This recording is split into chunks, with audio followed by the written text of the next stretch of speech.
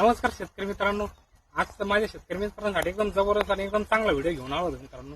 आज आहे ना मी माझ्या शेतामध्ये आलो होतो मित्रांनो. आज आपला गहू जो आहे ना तो 65 ते 70 दिवसाचा गहू झाला. तुम्ही पाहू शकता. आता पुढे मोठे त्याने उंब्या पण काढल्या होत्या.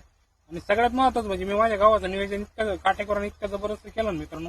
त्याचा रिझल्ट पण मला तसंच भेटला. मी जे खत वापरले आणि जे मला औषध वापरून मला त्याचा रिझल्ट भेटला ते मी तुम्हाला आज माझ्या व्हिडिओमध्ये दाखवणार आहे. तर माझा व्हिडिओ शेवटपर्यंत पहा मित्रांनो, जेणेकरून तुम्हाला पण समजेल. आणि सगळ्यात महत्त्वाचं म्हणजे मित्रांनो, माझे शेतकरी जेवढे मित्र असेल, जेवढे शेतकरी ग्रुप असतील त्यांच्यावर माझा व्हिडिओ शेअर करा, जेणेकरून ते पण त्यांच्या गावाचे नियोजन अशा पद्धतीने जर केलं तर त्यांचं पण उत्पन्नात वाढ होऊ शकते. तर मित्रांनो या इकडे. तर मित्रांनो मी तुम्हाला दाखवू शकतो. तर आतापर्यंत मला तुम्ही एकच सांगायचे, फक्त तुमच्या गावाचे फोटो किती झाले मला कमेंट करून सांगा. आणि माझ्या गावाचे फोटो पाहिले या डायरेक्ट तुम्ही शेतात आले चालेल.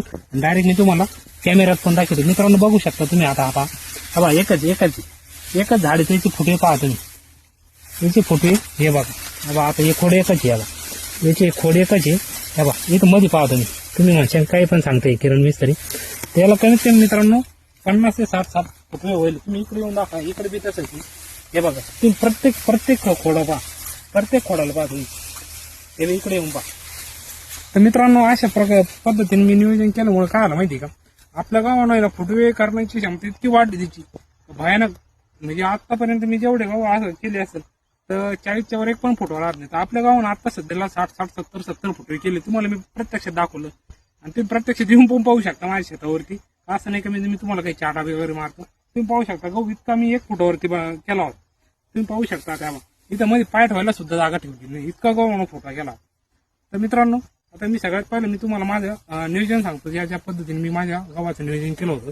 तर सगळ्यात पहिलं म्हणजे काय माहिती मित्रांनो, 20 ते 25 दिवसाचा असताना जो आपल्याला पावसाचा एक फटका बसला होता, त्या फटक्यामुळे ना आपल्या गावाला पण थोडं फटका बसला. मग फटका बसल्यामुळे काय माहिती का, त्याची जी वाढण्याची जी तरतरीपणा होती ती कमी झाली. मग त्याच्यामुळे आपण काय केलं माहिती मित्रांनो, एक डोस दिला होता युरियासोबत आपण त्याला झिंक सल्फेट दिला. झिंक सल्फेटमुळे काय आलं माहिती का, त्याची वाढ युरियामुळे वाढ बी झाली आणि झिंक सल्फेटमुळे जो आपला फोटो करण्याची क्षमता होती ती पण चांगली, त्याची व्यवस्थित राहिली. पण त्याला पण जोडून आपण कमीत कमी 35-40 दिवसांना आपण एक पूर्ण फवारणी घेतली होती. आणि फवारणीचा रिझल्ट तुम्ही बघू शकता, इतका जबरदस्त आला.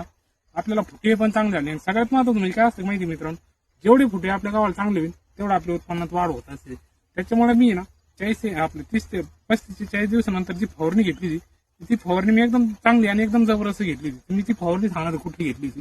तर मित्रांनो मी खतामध्ये आहे ना, जे विद्राव्य खत म्हणतो त्याच्यामध्ये आपण 12-32 आपलं 12-1-0 घेतलं होतं. आणि त्याच्यासोबत आपण बायोटा एक्स घेतलं होतं, ते टॉनिकचं काम करतं. आणि जे कीटकनाशक असेल ना ते एकदम जबरदस्त होतं. म्हणजे त्या टायमाला ढगाळ वातावरण असल्यामुळे आपल्याला ना ज्याला खोडकिडा म्हणतो, जी आपण शेंडा पोखर आळी म्हणतो ना, ती पडली होती. त्याच्यामुळे आपण आलायका घेतलं होतं, आलिका जे सिजंटा कंपनीचं आहे. त्याचा पण रिझल्ट मला इतका जबरदस्त आला. आपली ती आळी पण मेली, फुटे पण व्यवस्थित झाले. आणि म्हणजे तुम्ही पाहू शकता आता गहू एकदम जबरदस्त पद्धतीवर आहे.